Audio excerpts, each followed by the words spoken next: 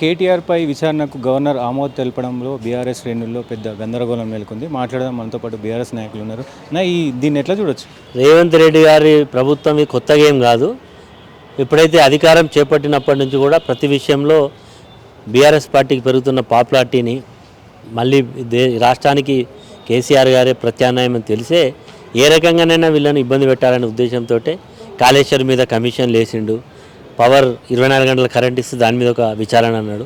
ఈరోజు ఫార్ములా ఈ car race విషయంలో కూడా గతంలోనే కేటీఆర్ గారు ఏసీబీ పిలిస్తే 4-5 సార్లు పోయి విచారణ ఎదుర్కొని వచ్చిండు. ఇందులో కొత్తగా ఏం లేదు.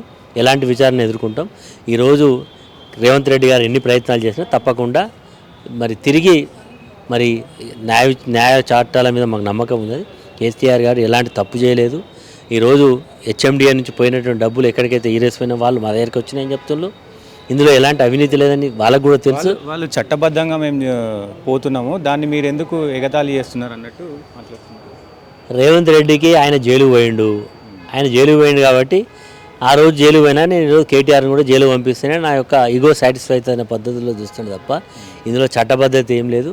ఈరోజు గతంలో ప్రభుత్వాలు మారినప్పుడల్లా వాళ్ళకి ఇచ్చిన ఎన్నికల హామీలు అమలు చేయాలని దృష్టి పెట్టాలి తప్ప అది కాకుండా ఈరోజు హామీల నుంచి దృష్టి మరలించడానికి ఇలాంటి ప్రయత్నాలు చేస్తూ ఉన్నారు. ఇది కేవలం కక్షపూరితంగా కేటీఆర్ గారికి వస్తున్నటువంటి ఇమేజ్ని చూసి తట్టుకోలేక ప్రయత్నం చేస్తారు.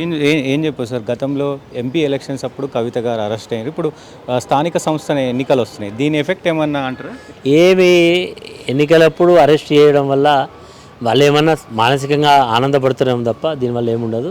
రెట్టింపు ఉత్సాహంతో కసితో ఇంకా మా కార్యకర్తలు పనిచేస్తారు. కేటీఆర్ జైలుకి వెళ్ళే అవకాశాలు ఏమైనా ఉంటాయా? రేవంత్ రెడ్డి ప్రయత్నం అదైతే ఉన్నది. ఆయన చాలా రోజులు లీకులు ఇస్తున్నాడు కదా, రేపు పంపిస్తా, ఎల్లుండి పంపిస్తా, ఆయన పంపిస్తా, ఆయన కూడా ఛాలెంజ్ చేస్తుంది కదా. మాకు న్యాయస్థానం మీద నమ్మకం ఉంది. తప్పకుండా ఆయన ఏం తప్పు చేయలేదు. తప్పకుండా ఇవన్నీ కూడా అంబక్తులు ఏం వాస్తవాలు లేవు. సో ఇది ఒకవేళ సిబిఐ ఎంక్వైరీ వస్తే మేము సహకరిస్తాము, చట్టాల మీద మాకు నమ్మకం ఉందని చెప్పేసి కూడా బీఆర్ఎస్ నాయకులు చెప్తున్న పరిస్థితులు ఉన్నాయి. కెమెరామెన్ వినోద్తో సతీష్, హైదరాబాద్, బీఆర్ఎస్ భవన్.